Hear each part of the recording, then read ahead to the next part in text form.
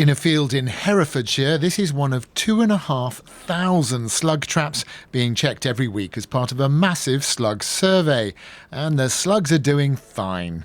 The spring was incredibly wet, the summer was also incredibly wet, and now we're into a very wet autumn. So it's been fantastic for slugs. They have laid a lot of eggs. Their populations are right up at the moment. They are well established. To control slugs, like gardeners, farmers use slug pellets. They're usually spread over a whole field.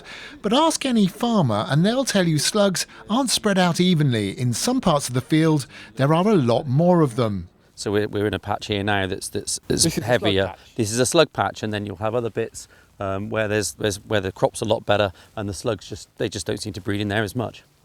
The point then of this survey is to find a way to predict where the slug patches will form and then reduce their numbers. So this slug survey has grown out of some much earlier work we showed you a few years ago, where slugs were actually fitted with tiny trackers.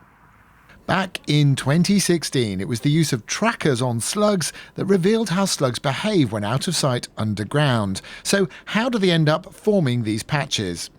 Slugs, when they meet each other, make some significant changes in their behaviour. So, for example, they will slow down, and very importantly, they increase the number of times that they turn. That tends to start keeping them in the same area. If you can predict a patch, then you can treat that area and not waste time and money and slug pellets on the rest of the field. And with robots already used for weeding, it might even be possible to build a slug zapping robot. But to do that, the researchers say they need help from gardeners. They want people to post them live slugs.